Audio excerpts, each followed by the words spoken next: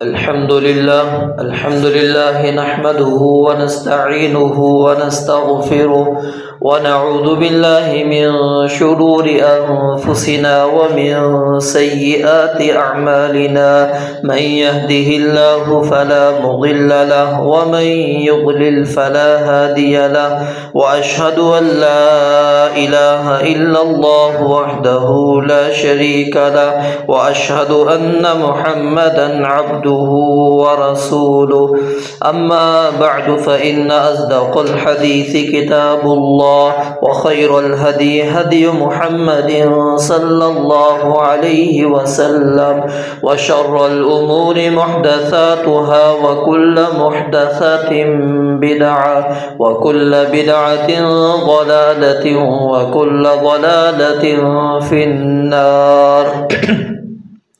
या अय्युहल्लज़ीना आमनु इत्तक़ुल्लाहा हक़्क़ तुक़ातिहि व ला तमूतुन्ना इल्ला व अंतुम मुस्लिमून। या अय्युहन्नासु इत्तक़ू रब्बकुमुल्लज़ी ख़लक़कुम मिन नफ़्सिन वाहिदा व ख़लक़ मिन्हा ज़ौजहा व बस्स मिन्हुमा रिजालन कसीरन व निसाअ वत्तक़ुल्लाहल्लज़ी तसाअलून बिही वल अर्हाम इन्नल्लाहा कान अलैकुम रक़ीबा। या अय्युहल्लज़ीना आमनु इत्तक़ुल्लाहा व क़ूलू क़ौलन सदीदा युस्लिह लकुम अअमालकुम व यग़फ़िर लकुम ज़ुनूबकुम व मन युतिइल्लाहा व रसूलहु फ़क़द फ़ाज़ फ़ौज़न अज़ीमा। अल्लाहुम्मा सल्लि अला मुहम्मद व अला आलि मुहम्मद कमा सल्लैता अला इब्राहीम व अला आलि इब्राहीम इन्नका हमीदुम मजीद। अल्लाहुम्मा बारिक अला मुहम्मद व अला आलि मुहम्मद कमा बारकता अला इब्राहीम व अला आलि इब्राहीम इन्नका हमीदुम मजीद। क़ाल अल्लाहु तबारक व तआला फ़िल क़ुरआनिल मजीद फ़अऊज़ु बिल्लाहिस समीइल अलीम मिनश शैतानिर रजीम मिन हम्ज़िही व नफ़्ख़िही व नफ़्सिही। या अय्युहर रसूल बल्लिग़ मा उन्ज़िल इलैका मिन रब्बिक व इन लम तफ़अल फ़मा बल्लग़ता रिसालतह।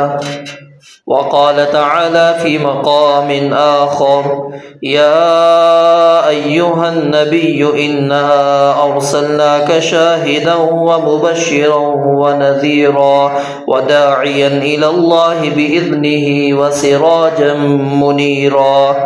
वक़ाल तआला फ़ी मक़ामिन आख़र उद्उ इला सबीलि रब्बिक बिलहिकमति वल मौइज़तिल हसनह वजादिलहुम बिल्लती हिया अहसन।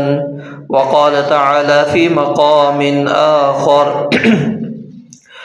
क़ुल हाज़िही सबीली अदअू इलल्लाहि अला बसीरतिन अना व मनित्तबअनी व सुब्हानल्लाहि व मा अना मिनल मुश्रिकीन।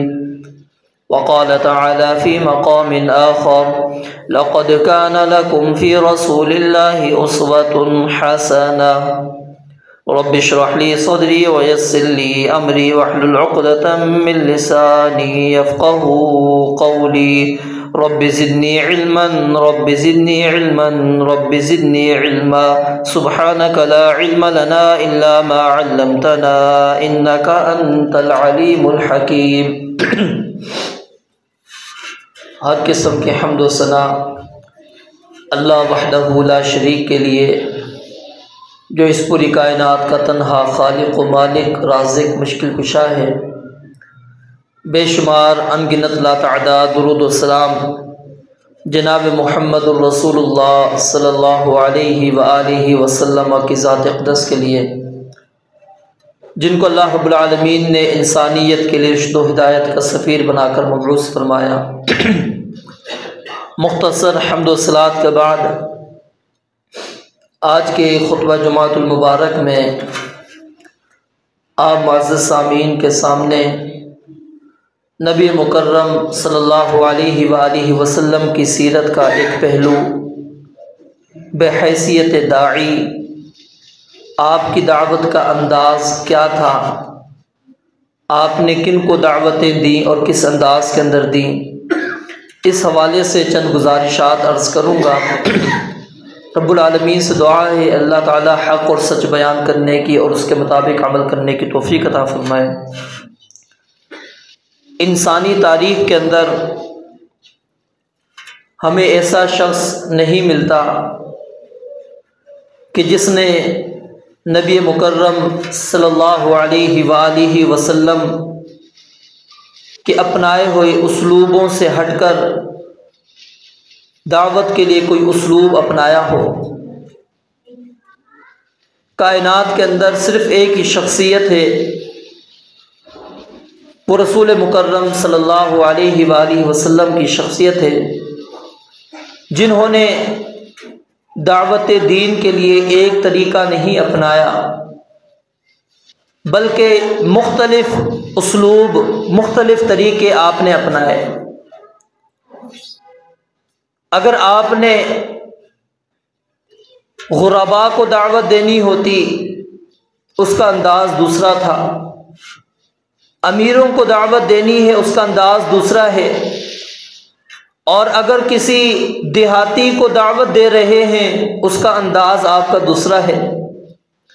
اگر یہودی ہے، عیسائی ہے، مشرک ہے، کافر ہے، منافق ہے، الغرض ہر ایک کو آپ نے ایک ہی اسلوب کے ساتھ دعوت نہیں دی، بلکہ کتب احادیث کے اندر ہمیں بے شمار ایسی مثالیں ملتی ہیں کہ آپ علیہ الصلاۃ والسلام نے ہر ایک کے لیے الگ الگ دعوت کا ایک انداز اپنایا، کیونکہ نبی مکرم علیہ الصلاۃ والسلام کائنات کے اندر سب سے زیادہ حکیم ہیں، اور آپ حکمت کو اچھے انداز کے اندر سمجھتے تھے۔ جو اللہ رب العالمین نے آپ کو حکم دیا کہ ادعو الی سبیل ربک بالحکمت والموعظۃ الحسنہ، کہ آپ نے دعوت دینی ہے، آپ نے پکارنا ہے، آپ نے بلانا ہے۔ دعوت کس بات کی طرف دینی ہے یہ بھی اللہ رب العالمین نے واضح کر دیا، کلیئر کر دیا کہ الی سبیل ربک، اپنے رب کے راستے کی طرف دعوت دینی ہے۔ نبی مکرم علیہ الصلاۃ والسلام نے کبھی بھی اپنی شخصیت کی طرف دعوت نہیں دی، کبھی اپنی ذات کی طرف آپ نے دعوت نہیں دی۔ آج ہم دعوت دین کا کام کرتے ہیں، لیکن ہم نے اپنے آپ کو کچھ پابندیوں کے اندر باندھا ہوا ہوتا ہے۔ اگر میرا کسی جماعت کے ساتھ تعلق ہے، کسی مسلک کے ساتھ تعلق ہے، تو میں اس کی طرف دعوت دینے والا ہوتا ہوں، میں شخصیت کی طرف بلاتا ہوں، میں رب کے راستے کی طرف دعوت نہیں دیتا۔ یہ انداز یاد رکھیے، دعوت کا انداز جو نبی مکرم علیہ الصلاۃ والسلام نے اپنایا، اگر ہم وہی راستے اپنائیں گے دعوت کے تو یقیناً اس کے اندر ہمارے لیے کامیابیاں ہی کامیابیاں ہیں۔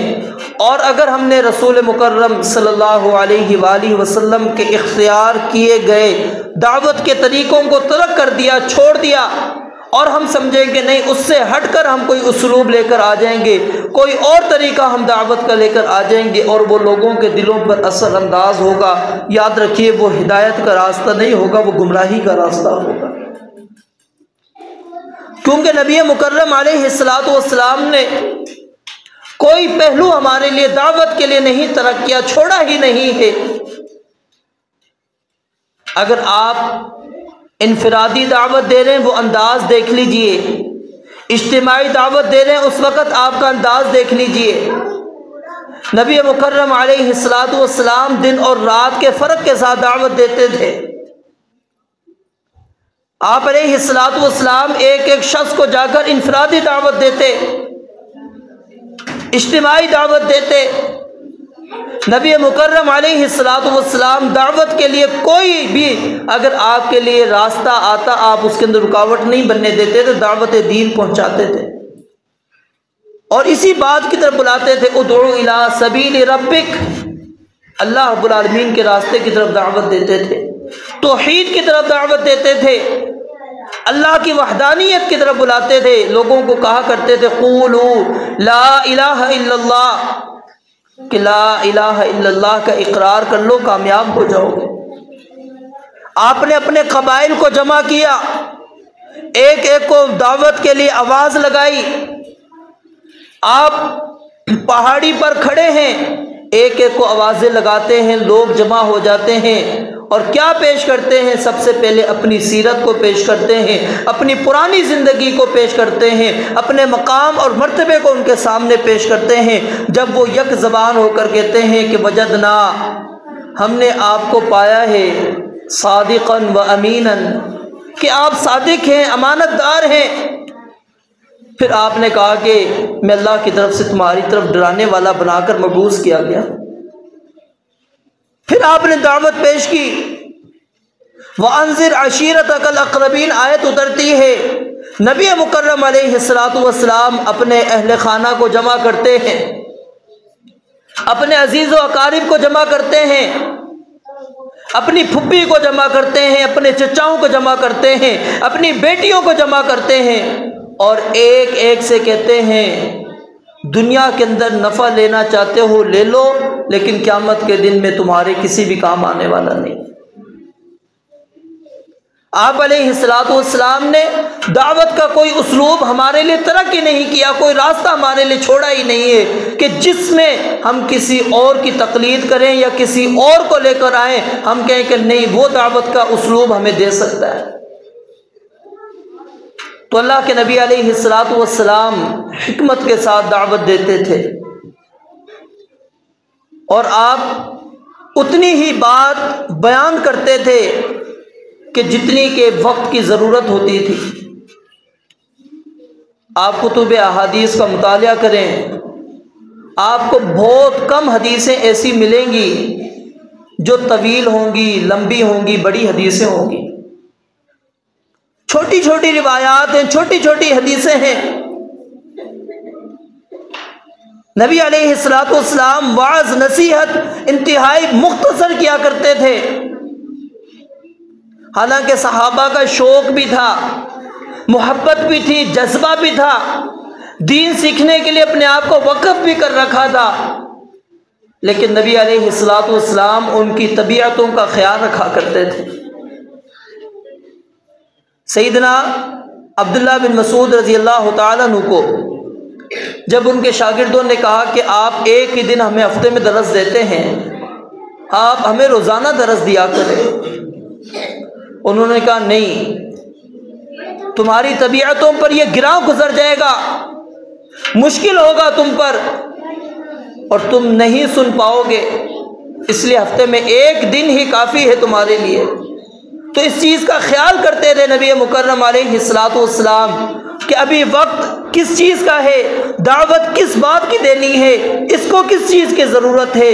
جس چیز کی ضرورت ہوتی تھی آپ علیہ الصلوۃ والسلام اسی بات کی نصیحت کیا کرتے تھے۔ موقع محل کے مطابق مناسب گفتگو، انتہائی اختصار کے ساتھ گفتگو، یہ نبی مکرم علیہ الصلوۃ والسلام کی دعوت کا اسلوب تھا۔ بیٹا خاموش ہو جائے، باتیں نہ کریں۔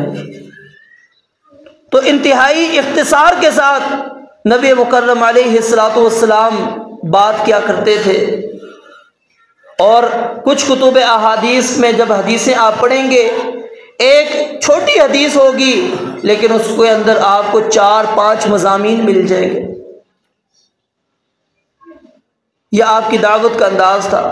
اور جب آپ مجلس کے اندر گفتگو کیا کرتے تھے تو اس وقت نبی علیہ الصلوۃ والسلام کسی خاص شخص کو نشانہ بنا کر آپ گفتگو نہیں کرتے تھے، آپ خاص شخصیت کی طرف نسبت کرتے ہوئے اس کو ٹارگٹ بنا کر آپ گفتگو نہیں کرتے تھے، بلکہ آپ علیہ السلام مبہم الفاظ استعمال کرتے، کیوں؟ اگلے کی عزت نفس بھی مجروح نہ ہو۔ ہم دعوت کے اندر اس چیز کو ترک کر دیتے ہیں، چھوڑ دیتے ہیں کہ اگلے کو شاید یہ میرا جملہ غلط لگتا ہے یا نہیں، میں کہتا ہوں کوئی بات نہیں، میں تو دین کی بات کر رہا ہوں۔ نہیں، قرآن کریم کی وہ آیت پڑھ کے ذرا دیکھیے، اللہ رب العالمین کیا فرماتے ہیں؟ وَلَا تَسُبُّوا الَّذِينَ يَدْعُونَ مِن دُونِ اللَّهِ، کہ آپ ان لوگوں کو گالیاں نہ دو جن کو لوگ اللہ کے علاوہ پکارتے ہیں، حالانکہ وہ کیا ہیں؟ اللہ کے مد مقابل بنائے ہوئے ہیں۔ لوگوں نے اس کو داتا بنایا ہوا ہے، لوگوں نے اس کو مشکل کشا بنایا ہے، لوگوں نے اللہ کے مقابل اس کو خالق رازق مالک بنا کر کھڑا کر دیا ہے۔ پھر بھی اللہ رب العالمین ہمیں قرآن میں کیا کہتے ہیں؟ وَلَا تَسُبُّوا الَّذِينَ يَدْعُونَ مِن دُونِ اللَّهِ، جو لوگ اللہ رب العالمین کے علاوہ دوسروں کو پکارتے ہیں ان کو گالیاں نہ دو۔ کیوں؟ کیا ہوگا؟ فَيَسُبُّ اللَّهَ عَدْوًا بِغَيْرِ عِلْمٍ، اللہ کہتے ہیں وہ اللہ کو گالی دیں گے۔ وہ مجھے گالی نہیں دینے والے، میں ان کے پیروں کے بارے میں بات کروں گا، مجھے کچھ نہیں کہیں گے۔ کس کو گالی دیں گے؟ اللہ کو۔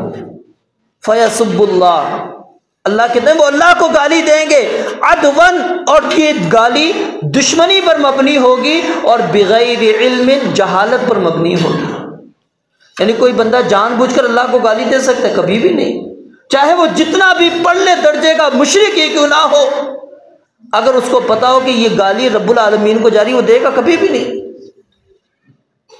تو اللہ رب العالمین نے وہ اسلوب ہی ہمیں اختیار نہیں کرنے دیا کہ جو سبب بنے رب العالمین کو گالی دینے کا۔ حالانکہ توحید غیرت آنی چاہیے، رب کے مقابل میں شریک بنایا ہوا ہے، لیکن اس کے باوجود اللہ رب العالمین فرماتے ہیں تھوڑی سی حکمت کے ساتھ۔ یعنی حکمت یہ بہت بڑی چیز ہے دعوت کے اندر۔ یاد رکھیے، جب تک ہم یہ اسلوب حکمت کو نہیں سمجھیں گے اس وقت تک دعوت اپنا اثر نہیں دکھائے گی۔ ہم انفرادی بھی بیٹھے ہوتے ہیں، چاہے وہ اس کے ساتھ آپ کا کتنا گہرا تعلق بھی ہے، آپ اس سے فری بھی ہیں، لیکن یاد رکھیے جب دین کی آپ بات کرتے ہیں، وہی آپ کا دوست جو گہرا دوست ہے، آپ اس کے ساتھ انتہائی فری بھی ہیں، لیکن جب دین کی بات آپ کرتے ہیں اور اگر وہ اس کے مخالف ہوتی، وہ آپ کا دشمن بن جاتا ہے۔ ٹوکتا نہیں ٹوکتا آپ کو، آپ کی بات کو برا بھی مان جاتا ہے۔ تو بھائی جو آپ سے اتنا فری ہے، آپ کے کلوز ہے، آپ کے ساتھ رہتا ہے، وہ جب آپ دین کی کوئی بات کرتے اور اس کو سمجھ میں نہیں آتی، وہ اس وجہ سے ناراضگی کا اظہار کر لیتا ہے، اور جو میرا اور آپ کا اتنا تعلق نہ ہو، پھر میں یہ اسلوب اختیار کروں تو وہاں تو اور زیادہ برے نتائج نکلیں گے نا۔ تو ہم نے یہ چیز دیکھنی ہے کہ یہ جو اسلوب میں اختیار کر رہا ہوں، کیا یہ اسلوب اختیار کرنے سے نقصان ہوگا یا فائدہ ہوگا؟ دیکھا گیا ہے، صرف اشارہ کرتا ہوں، ایک شخص تھا، چھوٹی چھوٹی داڑھی رکھی ہوئی تھی، اس نے کینچی سے کاٹتا تھا، لیکن شوق تھا اذان دینے کا، پہلی صف میں نماز بھی پڑھتا تھا، اذان دینے کا شوق بھی تھا۔ اب مخلص ساتھی تھے، یہ نہیں ہے کہ انہوں نے شرارتاً یہ بات کی، اخلاص کے ساتھ اس کو سمجھایا بھی۔ پھر کوئی مولوی صاحب آئے، ان سے ان کے سامنے مسئلہ پوچھ لیا کہ جی ایک شخص ایسا موجود ہو، داڑھی کاٹتا ہو، اس کے مقابل دوسرا باشرہ انسان موجود ہے، کیا حق اس کا بنتا ہے اذان دینے کا یا اس کا بنتا ہے؟ اب اس اسلوب کے سوال کیا، اور پیچھے کیا تھا مقصد؟ صرف اس کو اصلاح تھی، لیکن اگلے بندے کو تو نہیں پتا نا مجھے میری اصلاح مقصود ہے یا مجھے ذلیل کرنا مقصود ہے۔ پھر یہ بات دیکھی گئی، اس نے کہا کہ اب آپ مجھ سے داڑھی رکھوا لیں۔ ضد پہ اتر آیا بندہ، کہتے اب میں نہیں رکھتا داڑھی۔ نقصان اپنا ہی کر رہا ہے، آپ کا نقصان نہیں ہے، وہ نقصان اپنا ہی کرے گا۔ یہ نہیں ہے کہ کسی کی وجہ سے وہ کہے کہ اب جی میرے لیے جواز پیش ہو گیا ہے، میں داڑھی کاٹتا رہوں گا، نہیں، غلطی پر ہے وہ انسان، لیکن کیا ہے ہمارے ایک اسلوب اختیار کرنے سے وہ انسان شاید کچھ وقت کے بعد کبھی نہ کبھی اللہ اس کے دل کے اندر بات ڈالتا، اصلاح کی طرف آ جاتا، لیکن ہم نے وہ اسلوب اختیار کیا، وہ اس کو ضد پر لا کر اس نے کھڑا کر دیا۔ تو نبی مکرم علیہ الصلوۃ والسلام واضح ناموں کے ساتھ یا واضح کر کلیئر کر کے کسی کو آپ علیہ الصلوۃ والسلام مجلس کے اندر اس طرح آپ علیہ الصلوۃ والسلام اس کو تنبیہ نہیں کیا کرتے تھے، جیسا کہ واقعہ خاص ہے، لیکن آپ نے فرمایا جمع کیا لوگوں کو، خطبہ دیا، ما بال اقوام الناس، کیا ہو گیا لوگوں کو کہ یشترطون شرطا لیس فی کتاب اللہ، کہ ایسی شرطیں مقرر کرتے ہیں جو اللہ کی کتاب میں نہیں۔ اب انداز دیکھیں، پتہ ہے کرنے والا شرط کس نے لگائی ہے، اس شخص کا نام لے سکتے تھے، آپ نے کہا ما بال اقوام، کہ لوگوں کو کیا ہو گیا ہے۔ یہ آپ کا اسلوب ہے، انداز ہے، آپ شخصیت کی طرف نہیں جا رہے۔ آپ دیکھیں نا کسی کہیں بے نمازی کو، اگر آپ اس کو ڈائریکٹ کہیں گے برا لگے گا، اگر آپ کہتے ہیں بے نمازی جو نماز نہیں پڑھتا اس کی اسلام نے یہ سزا بیان کی ہے، اسلام میں یہ چیز آئی ہے، اب اس کو پتہ ہے میں بھی چھوڑتا ہوں، یہ بھی چھوڑتا ہے، وہ بھی چھوڑتا ہے، سب کو مولوی صاحب نے کہا ہے۔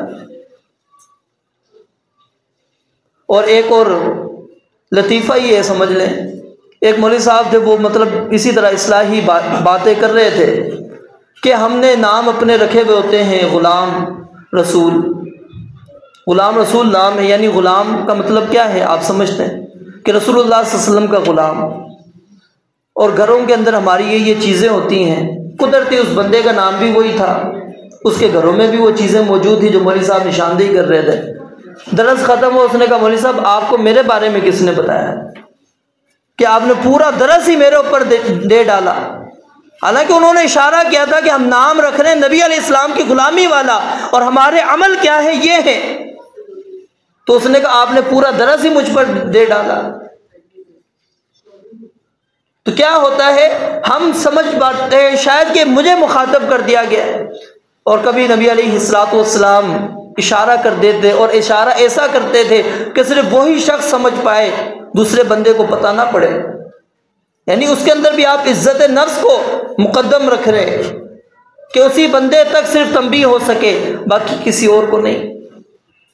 تو نبی علیہ الصلوۃ والسلام نے جب دعوت پیش کی، آپ سیدنا علی رضی اللہ تعالیٰ عنہ کی دعوت کے پیش کرنے کا انداز پڑھیے بچپن میں، کیا وہی طریقہ تھا جو آپ نے ابو بکر کو دعوت کے توحید پیش کی تھی؟ کیا وہی طریقہ تھا جو آپ نے سیدہ خدیجہ رضی اللہ تعالیٰ عنہ کو دعوت توحید پیش کی؟ ہر ایک کے لیے آپ کے اسلوب الگ ہیں۔ آپ کے پاس یہود و نصارہ آتے ہیں، نجران کے عیسائی کا وفد آتا ہے، آپ ان کا استقبال کرتے ہیں، پھر آپ ان کو دعوت پیش کرتے ہیں، اور ساتھ میں مباہلے کی دعوت بھی دیتے ہیں، یا اہل الکتاب تعالوا الی کلمۃ سواء بیننا وبینکم اللہ نعبد الا اللہ ولا نشرک به شیئا ولا يتخذ بعضنا بعضا اربابا من دون اللہ۔ مباہلے کا چیلنج دیتے ہیں، وہ قبول کرتے ہیں، اور پھر اسی چیلنج کو ثابت کرنے کے لیے سورہ سے لے کر یہاں تک جو آیات ہیں ساری اسی کے پس منظر میں اتری ہیں۔ انہوں نے آخر میں انکار کر دیا، انہوں نے کہا کہ نہیں، ہم جانتے ہیں کہ آپ اللہ کے سچے نبی ہیں، اور اگر ہم نے کر لیا مباہلہ اور آپ سچے ہیں تو ہم تو ہلاک ہو گئے، تباہ ہو گئے۔ تو نبی علیہ الصلوۃ والسلام نے جب مکہ سے باہر، مدینہ سے باہر دعوت بھیجی، اب بادشاہ ہیں، بادشاہوں کے پاس دعوت بھیجنے کا انداز مختلف تھا، خطوط آپ نے بھیجے ان کے، اور پھر آپ پڑھیے ان کو ساتھ میں آپ سلام بھی کہہ رہے ہیں، والسلام علی من اتبع الہدی، کہ جو ہدایت قبول کرے گا اس پر سلام ہو، اور ساتھ میں آپ ترغیب بھی دے رہے ہیں کہ اگر تم اسلام لے آؤ گے اللہ ڈبل اجر تمہیں دے گا، اور اگر نہیں لے کر آؤ گے تو یاد رکھو تمہیں ڈبل سزا ملنے والی ہے، کیونکہ تمہاری وجہ سے یہ پوری تمہاری رعایا گمراہ ہو رہی ہے۔ یعنی دعوت توحید بھی پیش کر دی، اس کے ادب کا بھی لحاظ رکھا آپ علیہ الصلوۃ والسلام نے، اور اس کو فضیلت بھی بیان کر دی، ساتھ میں ڈرا بھی دیا، ساری چیزیں آپ نے ایک ہی خط کے ذریعے سے آپ علیہ الصلوۃ والسلام بھیج دیں۔ نبی علیہ الصلوۃ والسلام طائف کے اندر ایسے نہیں مار کھانے چلے گئے تھے، توحید کے لیے، دعوت توحید کے لیے نبی علیہ الصلوۃ والسلام نے مارے کھائیں، قربانیاں دیں، صبر، توکل علی اللہ، اللہ پر اعتماد، بھروسہ تھا۔ صرف اللہ پر اعتماد کرتے ہوئے آپ علیہ الصلوۃ والسلام کھڑے ہو جایا کرتے تھے۔ چچا نے سمجھایا، دعوت سے باز آ جاؤ، کہا کہ کوئی ضرورت نہیں، مجھے میرے ساتھ ایک بندہ بھی نہیں ہے، مجھے کوئی ضرورت نہیں۔ وہ شق قمر والا، چاند کے 2 ٹکڑے ہونے والا جو واقعہ ہے، اس کا پس منظر بھی پڑھی، یہی ہے، رکاوٹ پیش کرنا چاہیے، انہوں نے کہا کوئی ضرورت نہیں۔ شیب ابی طالب کے اندر آپ قید برداشت کر لیتے ہیں، صعوبتیں برداشت کر رہے ہیں، لیکن توحید کے اندر، دعوت کے اندر نبی علیہ الصلوۃ والسلام نے نرمی نہیں۔ تو آپ علیہ الصلوۃ والسلام نے ہمیں وہ طریقے بتلا دیے ہیں۔ تو میرے بھائیوں، ہمارے ہاں زیادہ تر جو اس حوالے سے غلطی پائی جاتی ہے، ہم کیا ہے کہ باقاعدہ نام لے کر کسی شخص کو یا کسی جماعت کو، کسی فرقے کو ہم نشانہ بنا رہے ہوتے ہیں۔ یہ اسلوب یاد رکھیے درست نہیں ہے، یہ نبوی طریقہ نہیں ہے کہ آپ اس انداز میں کسی بھی شخصیت کو، کسی بھی ذات کو، کسی بھی فرقے کو آپ کھڑا ہو کر اس انداز کے اندر آپ ان کو کہیں۔ ہاں، آپ مطلق بات کر سکتے ہیں، لیکن اگر ایسی جہالت ہے کہ لوگوں کے اندر وہ پھیلی ہوئی ہے اور لوگ اس فتنے کا شکار ہو رہے ہیں، پھر اس فتنے کی سرکوبی کے لیے یہ طریقہ اپنایا جا سکتا ہے۔ یہ پھر جواز اس کے اندر موجود ہے، کیونکہ وہ فتنہ عام ہو چکا ہے، اور اگر اس کا آپ نام نہیں لیں گے تو ہو سکتا ہے کہ عام بندہ نہ سمجھ پائے کہ کس کی طرف اشارہ ہے۔ تو اس تنبیہ کرنے کے لیے بھی آپ علیہ الصلوۃ والسلام نے ہمیں راستہ دیا ہے۔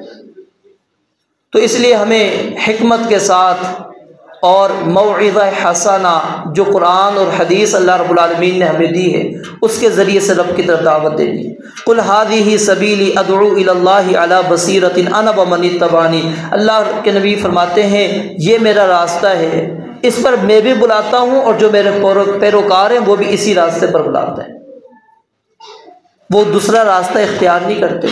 ومن احسن قولا ممن دعا الی اللہ وعمل صالحا وقال اننی من المسلمین۔ پھر نبی علیہ الصلوۃ والسلام نے ہمیں اس بات کی ترغیب دیتے ہوئے من دل علی خیر فلہ مثل اجر فاعلہ، جو رہنمائی کرے گا کسی خیر کے کام پر، اللہ نے اس کو اتنا ہی اجر دینا ہے جتنا کہ اس کام کرنے والے کو، اور کسی کے اجر سے اللہ رب العالمین نے کمی نہیں کرنی۔